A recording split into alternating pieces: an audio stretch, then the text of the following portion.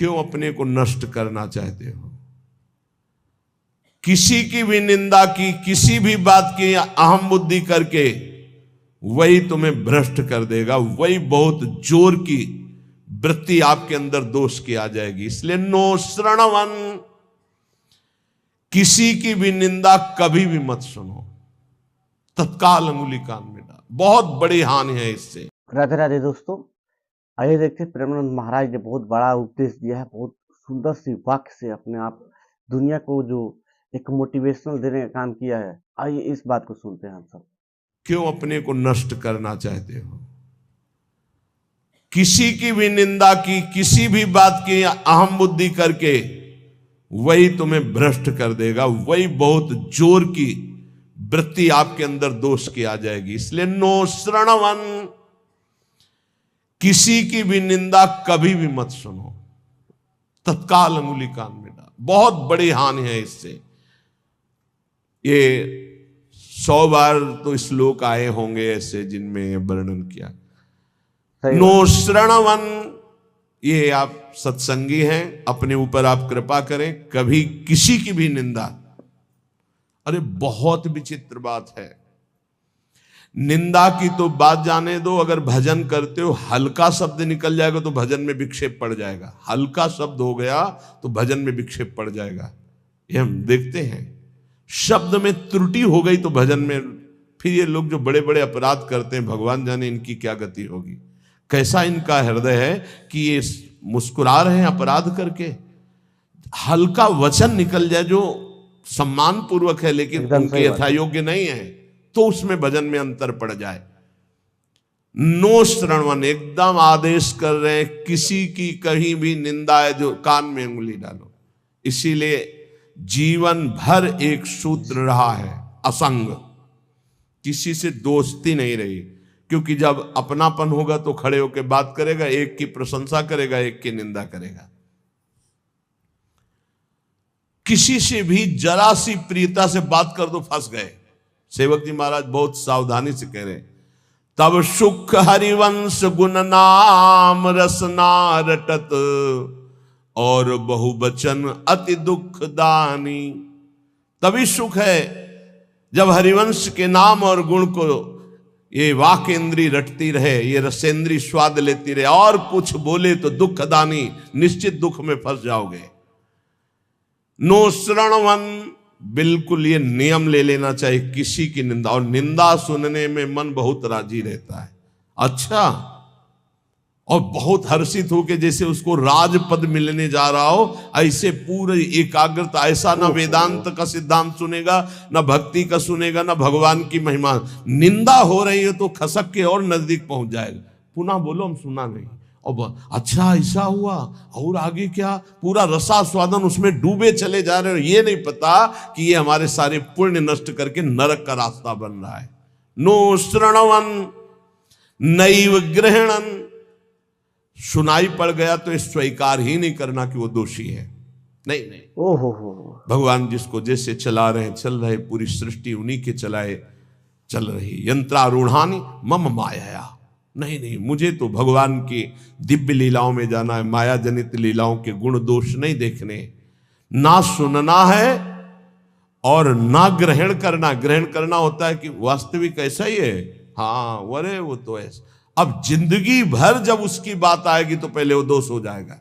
अच्छा, वो घृणास्पद भाव तुम्हें भगवत प्राप्ति कभी नहीं होने देगा। घोर पापी में, नीच में भी स्वाराध्य बुद्धिर मम, मेरे आराध्य राधा वल्लभ लाल विराजमान है, ये भाव रखना है। कह रहे सकल तनु भृताम क्वापि दोषम गुणम वा, जितने भी शरीरधारी हैं किसी के ना दोष सुनना है ना ग्रहण करना है। वृंदावनस्थ सत्वान्यखिल गुरुधिया सन्नमन दंड पातई, ऐसे भजन बचता है। ऊपर वाली पंक्ति से भजन बचता है। परदोष दर्शन, परदोष वर्णन, परदोष श्रवण और परदोष चिंतन, इस सर्वनाश कर देता है। सर्वनाश सच्ची मानिए।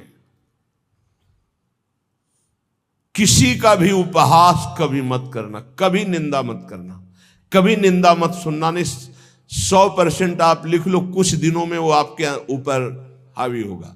किसी के प्रति भी दोष बहुत बहुत बहुत देखा है, बहुत बार देखा है, इसलिए कभी किसी के दोष न सुने, कभी ऐसा ना, नहीं तो फंस जाएगा, फंस जाएगा। माया भगवती इतनी चतुर है कि जानने में नहीं आता कि मैं फंस रहा हूं, जानने में नहीं आता। और वृंदावन में तो कभी भूलकर किसी के प्रति दोष न करे, क्योंकि लाडली जी ने पसंद किया, उसको रखा है, तो फिर हमें दोष करने की क्या सामर्थ्य है। जब लाडली जो मुझ जैसे नीच को वृंदावन में रखे हैं, तो उसको वृंदावन में रखे, तो हमारा अधिकार कैसे जब हम अपने को देखते हैं तो हम बड़े अधिकारी थोड़ी है वृंदावन वास के। हम पर जब कृपा हुई तो उन पर भी कृपा हुई, तो जब उन पर कृपा होगी पूरी तो वो भी महात्मा बन जाएंगे, हम दोष दर्शन क्यों करें। तो वृंदावनस्थ सत्वान्यखिल गुरुधिया सन्नमन दंड पातई। अगर वृंदावन के किसी भी वासी पर दोष दर्शन हो जाए तो प्रणाम दंड पाते, वो जाने या न जाने दूर से प्रणाम कर, हे प्रभु मेरे से गलती हो गई, क्षमा करो प्रभु, मैं आपकी महिमा को नहीं जानता। ऐसा पक्का समझ लो, नहीं भजन क्षीण हो जाएगा, भजन नष्ट हो जाएगा। जो त्यक्त्वा शेषाभिमानो, सब अभिमान छोड़ करके, निर्वधि परमा किंचन कृष्ण राधा, श्यामा श्याम की आराधना के लिए दैन्य भाव अत्यंत आवश्यक, किसी भी तरह का कोई अभिमान नहीं होना चाहिए। त्यक्त्वा शेषाभिमानो, कोई भी अभिमान शेष नहीं है, रूप का, जवानी का, इन शरीरों का अभिमान, यौवन, बाहुबल बहुत विचित्र है। कुछ भी हो जाए तो जीव का ऐसा गलत स्वभाव पड़ गया, वो अभिमान कर लेता है। अपने आप तो बहुत छोटे हैं। भगवान शंकर तांडव कर रहे थे तो 2 तालियों से ऐसे बाणासुर ने ताल मिलाई, भगवान शिव प्रसन्न हो गए, कहा शास्त्र भाव 1000 भुजा वाला हो जा, महान बलशाली विक्रम भगवान शिव की कृपा से। अब 2 भुजाएं तो अगर सही ढंग का स्वास्थ्य हो तो फिर खुजली संभलती नहीं, बल्कि भगवान शिव का कृपा पात्र 1000 भुजाएं, तो जिस पर्वत में मारे चकनाचूर, जाके दिग्गजों को ललकारा, भाग पड़े, कोई उसके सामने नहीं। काफी समय विचरण करने के बाद भगवान शंकर के पास आयो, कहा जगत गुरु, आज दूसरी तरह से प्रणाम था। भगवान शंकर ज्ञान समुद्र, बोले गुरु खुजली हो रही भुजाओं में। बोले मतलब? बोले आओ, आप ही आओ, अब हमारे बल दिया है 1000 भुजा है तो आपसे युद्ध करना। वो तो होता है। मुस्कुरा दिए। भगवान ने कहा एक माली भी जिस पौधे को सजाता उसको उजाड़ता नहीं है, तुम्हारी भुजाओं की खुजली मैं तो नहीं मिटाऊंगा, लेकिन मेरे समान बलशाली आकर मिटा देगा। तो जब प्रद्युम्न पुत्र अनिरुद्ध और उषा जी का बड़ा एकांतिक मार्मिक प्रसंग है कि उषा जी ने स्वप्न में देखा अनिरुद्ध जी को पहली बार। अब वो विकल, ना उनको भोजन अच्छा लगता, ना नींद अच्छी लगती।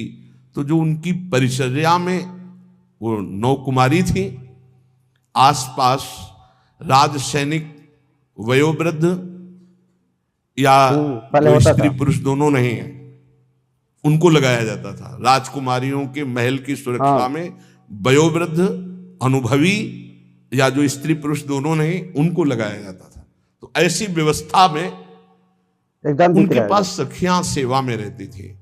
कभी कभी कोई सूचना मिलने पर बाणासुरा के मिल जाता। अब उषा जी को इस तरह विक्षिप्त देख करके ना भोजन, ना नींद, ना बल, तो उनकी एक बहुत प्रिय सखी चित्रलेखा थी, जो बड़ी योगिनी थी, शक्ति संपन्न थी। उसने कहा सखी, मेरी सखी होते हुए तुम इतना उदास, बोलो ना, कोई ऐसा विषय है जो गुप्त विषय और तुम बता नहीं सकती, वही तुम्हें इतना विक्षिप्त कर रहा है। मैं समझ रही हूं कोई विषय तो है। तो उनका सखी, मुझे एक स्वप्न में 9 कुमार के दर्शन हुए और अब मैं उसके बिना जी नहीं सकती, पर मैं ये नहीं जानती को है कौन, कहाँ का है, क्या है, पर स्वप्न में मैंने देखा। तो उनका स्वप्न में आपने देखा तो त्रिभुवन का कोई ऐसा नहीं है जिसका मैं चित्र न बना सकूं, और तुम्हारे सामने साधारण कोई आ नहीं सकता, क्योंकि साधारण से तुम मोहित नहीं हो सकती।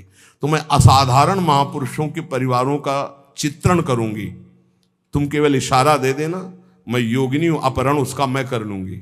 स्वप्न में देखा था अनिरुद्ध जी को।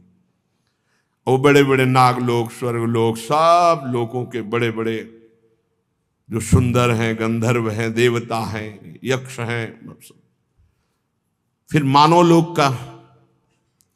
तो जय भगवान श्री कृष्ण का चित्र आया तो मुस्कुराए, बोले बस कुछ मिलता जुलता ऐसा ये तो नहीं है प्रद्युम्न जी, बस कहा बिल्कुल नजदीक पहुंच चुकी हो, मिलता जुलता ही चित्र है बिल्कुल।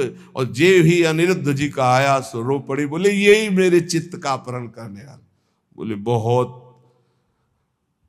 बड़ी जगह तुम्हारा स्वप्न होगा, आसक्ति हुई है, पता है द्वारिकाधीश भगवान श्री कृष्ण के नाती हैं अनिरुद्ध जी।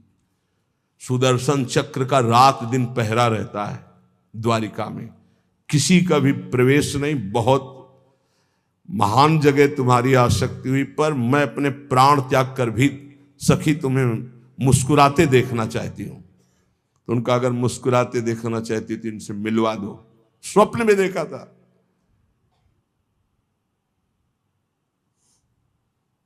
भगवान सुदर्शन चक्र से प्रार्थना की, वो योगिनी थी, कि बिना भगवान श्री कृष्ण की इच्छा के अनिरुद्ध जी का उषा जी के स्वप्न में जाना असंभव है। वो संभव हुआ तो श्री कृष्ण इच्छा से। तो हे सुदर्शन जी, आप भगवान श्री कृष्ण के पार्षद हैं, यदि श्री कृष्ण की इच्छा से ऐसा हुआ है तो मुझे उनकी इच्छा का संपादन करने के लिए आप निर्विघ्न मार्ग दीजिए। चली गई।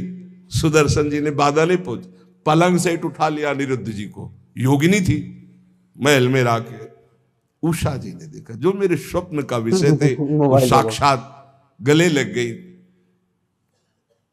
चित्रलेखा जी की, और कहा तुम धन्याति धन्य मुझे कर दिया। अनिरुद्ध जी की जवाब, सबके पास वही है, तो अपना महल नहीं है, तो धैर्यपूर्वक समझाया कि मैं अपहरण करके लाई हूं, ऐसा ऐसा ऐसा। भगवान श्री कृष्ण के पुत्र कामदेव प्रद्युम्न जी और उनके पुत्र अनिरुद्ध जी, ये भगवान ही हैं। वासुदेव संकर्षण प्रद्युम्न अनिरुद्ध, जैसे राम लक्ष्मण भरत शत्रुघ्न, ऐसे ही वासुदेव संकर्षण प्रद्युम्न अनिरुद्ध, ये भगवान ही चार रूपों में, भगवत स्वरूप अनिरुद्ध जी। अब तो क्या हास्य विनोद, विविध प्रकार की क्रीड़ाएं। जो वयोवृद्ध संरक्षक थे, एक बार निकलते हुए उषा जी को देखा, बाणासुर को सूचना पहुंचाई कि आपकी बेटी के हाव भाव और प्रसन्नता को देखकर लगता है किसी पुरुष का संयोग हो चुका है, तो उनका सबकी गर्दनें उतार दी जाएंगी, बाहर से कौन पुरुष जा सकता है।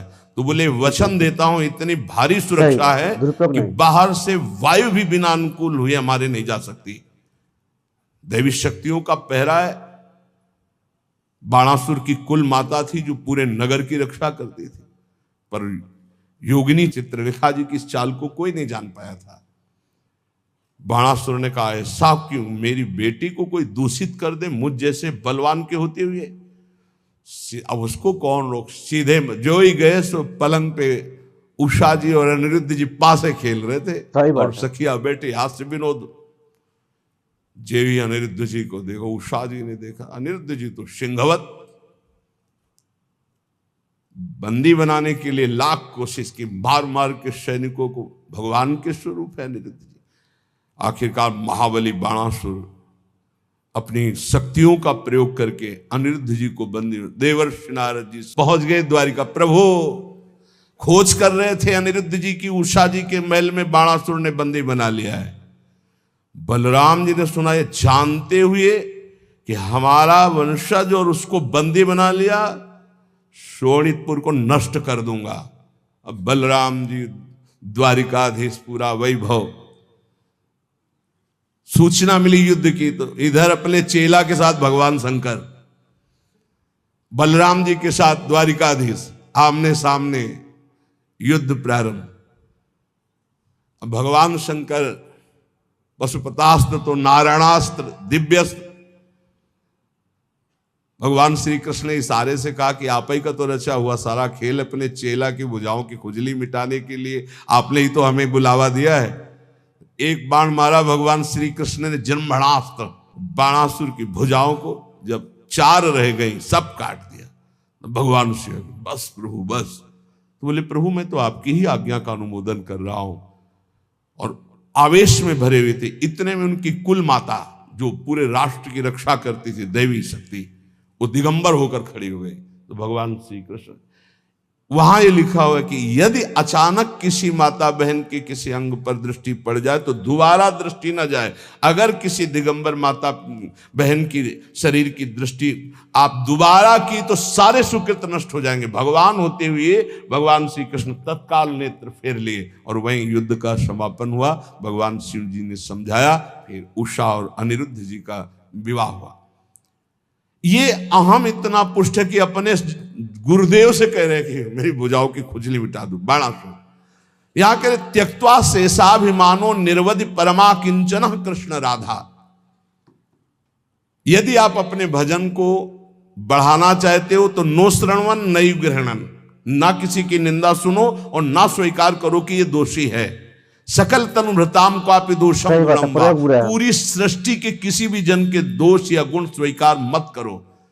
गोस्वामी तुलसीदास जी, अरे बहुत बड़े महापुरुष हैं, आज तक बचपन से लेकर के आज तक।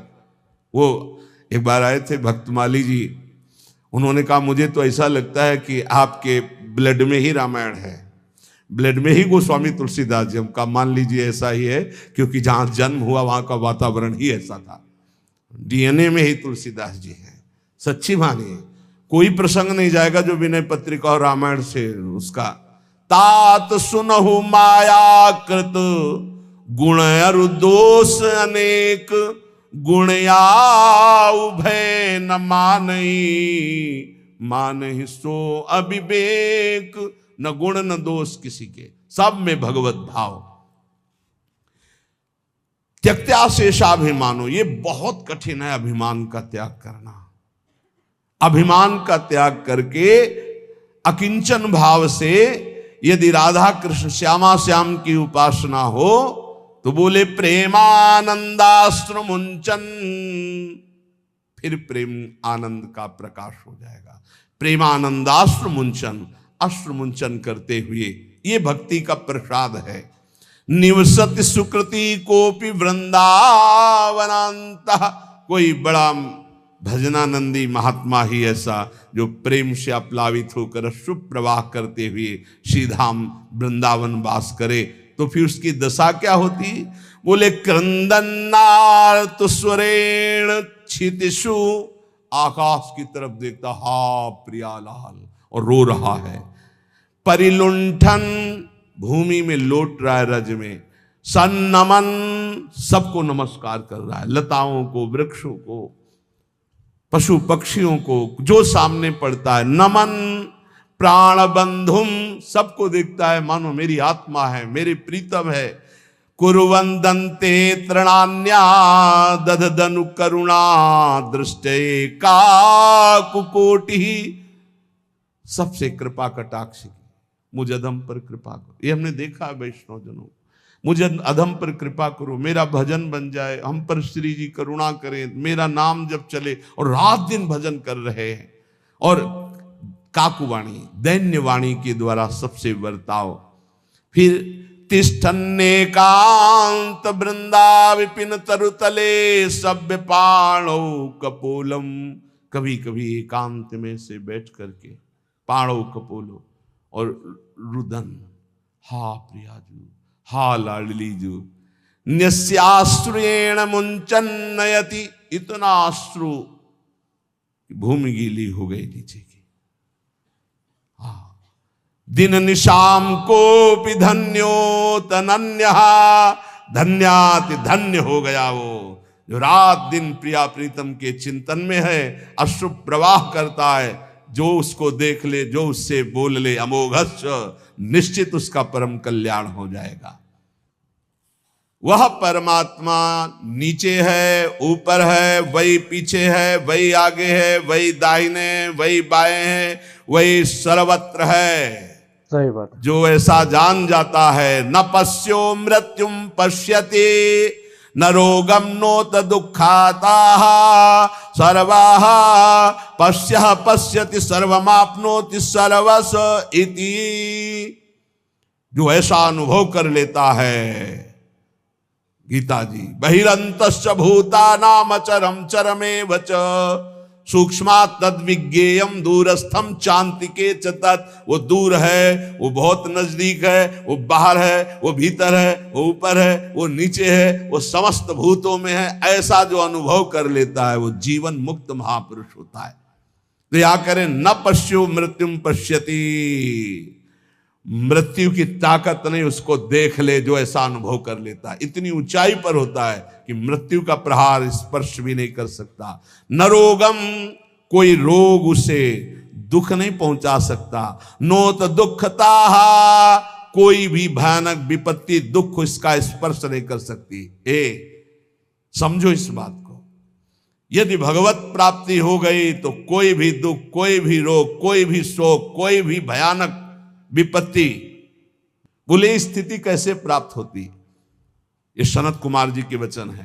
बोले आहार शुद्धौ सत्व शुद्धे सत्व शुद्धौ ध्रुवा स्मृति स्मृति लंबे सर्वग्रंथि नाम विप्रमोक्षः। जिसका आहार शुद्ध है, चरित्र शुद्ध है, आचरण शुद्ध है,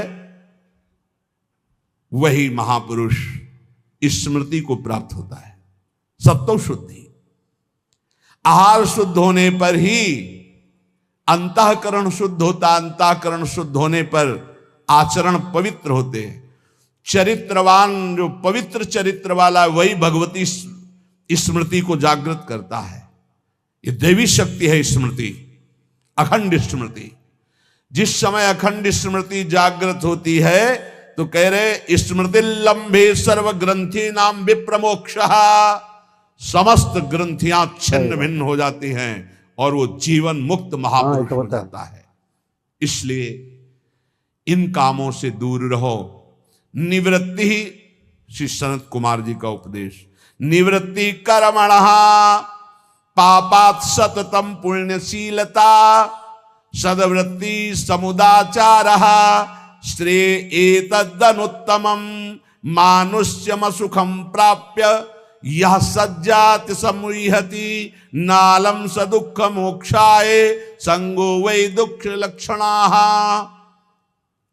भूल कर भी कोई पाप कर्म मत करना, नहीं तो ये नष्ट कर देगा। कोई और नहीं, तुम्हारा पाप कर्म ही तुम्हारी बुद्धि में बैठकर या अन्य की बुद्धि में बैठकर तुम्हें दंड दे देगा। सदा सत्कर्म करो, सदाचरण करो, पाप कर्म से डरो। सनत कुमार जी कह रहे, साधु पुरुष जिसे आदेश करते हैं कि ये करना चाहिए, वही बर्ताव पुण्य कहलाता है, और जिसे कहा जाता है ये नहीं करना चाहिए, वही पाप कहलाता है। उत्तम आचरण करने वाले बनो, सदाचार पालन करो। जहां सुख का नाम नहीं है, ऐसे मानव शरीर को पाकर विषय भोगों में रत जो होता है, वो अज्ञान में डूब जाता है। विषयों का संयोगी सीधे नरक गमन। त्रिविधम नरकस्येदं द्वारम नाशन्मात्मनः कामः क्रोधः तथा लोभः तस्मादेत्रयं त्यजेत्। काम, क्रोध, लोभ, मद, ये सीधे नरक पहुंचाते हैं। सीधे कामः क्रोधा तथा लोभा। और गोस्वामी जी कह रहे, काम क्रोध मद लोभ सब ये नाथ नरक के पंथ। यही रास्ते हैं, ये नरक पहुंचा देंगे। इसलिए इस मानव शरीर को पाकर विषय भोगों में जो आसक्त होकर अज्ञान मोह में डूब करके अपना समय नष्ट कर देता है, वो कभी दुख से छुटकारा नहीं पाता है। इसलिए नित्यम सही बात। क्रोध तपो रक्षेत श्रियम रक्षेत च मत्सरात् विद्याम मानवा मानाभ्यामात्मानं तु प्रमादतः। मनुष्य को चाहिए, साधक को चाहिए कि जब उसका भजन बढ़ता है तो उसके भजन को नष्ट करने के लिए, तप को नष्ट करने के लिए क्रोध बहुत बढ़ जाता है। इसलिए क्रोध के द्वारा अपने भजन और तप की रक्षा करे क्षमा के द्वारा। जहां क्रोध हो तो समझ लो भजन तुम्हारे नष्ट करने के लिए ये लीला की गई है माया के द्वारा। क्षमा कर दो, चुप हो जाओ, शांत हो जाओ। कल एक उपासक बहुत अच्छे सुलझे हुए, उनका जब कोई हमें ज्यादा सताता है तो हम ये कह देते हैं देख लेना श्री जी तुम्हें देख लेंगी, और फिर बोले जो उसकी दुर्दशा होती तो थोड़ा अच्छा लगता है कि हाँ भगवान हमारी सुनते हैं। हमका गलत भैया गलत, सब मिटिया मेट हो रहा है। ये जो साधन भजन करो सबका प्रयोग हो रहा है, तुम्हें आनंदित नहीं होना, तुम्हें रोना है कि ऐसा क्यों हो रहा है। तुम्हें प्रार्थना करनी कि हे प्रिया जो यदि मेरे मन में भी आ जाए तो इसको दंड मत देना, तब तुम्हारा भजन बचेगा। अगर ऐसे आनंदित होने लगे ना तो भजन भी नहीं होगा, आगे उल्टा आप पे आना शुरू हो जाएगा। तब सोचोगे कि भगवान तुम्हारी सुनते नहीं। नित्यम क्रोध तपो रक्षेत, अपनी रक्षा तपस्या और भजन की क्रोध से कर लो, नहीं ये नष्ट कर देगा क्रोध। ऐसा होता है जब गुस्सा आती तो बाहरी गुस्सा हम अगर रोक लेते हैं तो अंदर से चलने लगता है कि ठीक है हम तो कुछ नहीं बोल रहे, पर हम जिनकी आराधना कर रहे हो तुम्हारे देख लेना पक्का हो जाएगी, पर तुम्हारा भजन चला जाएगा, ये बात पक्की। तो यहां कह रहे हैं कि नित्यम क्रोध तपो रक्षित श्रेयम। जहां कहीं भी साप दिया है किसी ऋषि ने तो उसी समय वहां लिखा मिलेगा कि वो तप के लिए, जैसे देवर्षि नारद जी ने जेवी नलकूबर मणिगर को श्राप दिया कि तुम वृक्ष योनि को, उसी समय फिर वो बद्रिकाश्रम के लिए लिखा कि तप के लिए चले गए, क्योंकि तप उधर लगा तो पूरा करो चल के उसे। भजन करना बहुत कठिन, करके बचाना बहुत कठिन है, क्योंकि जहां आप भजन बढ़ाएंगे तो माया आपके भजन को छीनने के लिए प्रतिकूल व्यवहार करने वाला भेजेगी और आपको क्रोध दिलाएगी। यदि आप क्रोध नहीं दिलाए तो चतुर बचा ले गए भजन को, और अगर गुस्सा आ गई तो अहित तो उसका हो ही जाएगा, पक्का है जो आपको क्रोध दिला रहा है, लेकिन आपका भी अहित हो जाएगा क्योंकि आपका भजन क्षीण हो जाएगा। नित्यम क्रोध तपो रक्षेत, नित्य सावधान रहो, तुम्हारे सामने तुम्हारे भजन और तप को नष्ट करने के लिए भेजा जाएगा। नित्य सुरक्षित भजन को बढ़ाना है गुस्सा दिलाने के लिए। रक्षित श्रियम रक्षित च मत्सरात्, जो भागवतिक ऐश्वर्य प्रकट होता है उसका नाश हो जाता है दूसरों पर ईर्ष्या करने से। ध्यान रखना है। सनत कुमार जी बोल रहे तुम्हारा भजन क्यों नहीं प्रभाव दिखाई दे रहा, तुम्हारा तप क्यों नहीं आगे बढ़ रहा, बोले गुस्सा करते हो इसलिए तुम्हारा भजन क्षीण हो जाता है। बोले तुम्हारी भागवतिक संपत्ति वैभव क्यों नहीं बढ़ रहा, आध्यात्मिक, बोले तुम किसी से डाह करते हो, ईर्ष्या करते हो, मत्सरता करते हो। तो रक्षित च मत्सरात् रक्षित श्रियम, अपने भागवतिक ऐश्वर्य की सुरक्षा के लिए किसी से ईर्ष्या मत करो, किसी से डाह मत करो। विद्याम मानावमानाभ्यामात्मानं तु प्रमादतः, तुम्हें जो ज्ञान प्राप्त हुआ है वो नष्ट हो जाएगा यदि मान सम्मान में लग गए या अपमान में बुरा मानने लगे। मान सम्मान को अच्छा मानने लगे और अपमान को बुरा मानने लगे जो संसारियों को लगता है। अगर तुम ऐसा माने तो तुम्हारी विद्या नष्ट हो जाएगी जो तुम्हें भागवतिक ज्ञान प्राप्त हुआ है। इसीलिए श्रीपाद प्रबोधानंद जी ने वृंदावन महिमामृत में कहा, सम्मानम कलयाति घोर गरलम नीचापमानम सुधाः, सम्मान को घोर विष के समान समझो, नीच पुरुषों द्वारा किए हुए अपमान को अमृत के समान समझो। नीच पुरुषों के द्वारा जिसे तुम अपने शासन में ले सकते हो, तप के द्वारा नष्ट कर सकते हो या व्यवहार बल के द्वारा नष्ट कर, सब कुछ है, लेकिन आप सह गए, कुछ नहीं बोले। नीचा अपमानम सुधा, अमृत की तरह पी गए अपमान को, तो आप अपने भजन को बचा ले गए, अपने ज्ञान को बचा ले गए, अपनी विद्या को बचा ले गए। और यदि कोई सम्मान कर रहा है, आप हर्षित हो रहे, आनंदित हो रहे, मेरा सम्मान हो रहा है, तो आपका सद्ज्ञान नष्ट हो जाएगा। बोल रहे श्री सनत कुमार जी, विद्याम मानावमानाभ्यामात्मानं तु प्रमादतः, जो विद्या है, जो ज्ञान है आपका, वो इसीलिए प्रवीण नहीं हो पा रहा क्योंकि मान अपमान में आप उसको खो देते हैं। मान अपमान विद्या को नष्ट कर देता है। ईर्ष्या भागवतिक ईश्वर को नष्ट कर देती है। क्रोध भागवतिक भजन और तप को छीन कर देता है।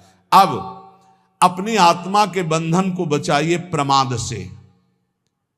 कह रहे मात्मानम तु प्रमादतः, प्रमाद जो आपकी दिनचर्या है, जो आपका भागवतिक नियम है, जो भजन नियम है, इनमें प्रमाद बहुत बड़ा विघ्न पैदा। अरे कर लेंगे ना, 11 माला ही तो बोला है, 2-3 दिन अगर नहीं करेंगे तो आगे चलकर जोड़ के कर लेंगे। नहीं नहीं नहीं, नियम नियम होता है। अगर नियमावली का प्रमाद के द्वारा तिरस्कार करोगे तो आप अपने आत्मा को इस संसार बंधन से मुक्त नहीं कर पाओगे। इसलिए कह रहे हैं मात्मानम तु प्रमादतः, प्रमाद से अपने आप की रक्षा कर लो। ये प्रमाद ना करने योग्य कार्य को करना और करने योग्य कार्य को टाल देना, ये प्रमाद कहलाता। अप्रमादी भगवत प्राप्ति करने की योग्यता रखता है। क्या? ना करने योग्य कार्य को टाल देता है और करने योग्य कार्य को जो काल करे सो आज कर, जो आज करे सो अब, और जो बुरा कार्य का संयोग बनता है उसे कल के लिए टाल देता है, कल से परसों के लिए टाल देता है।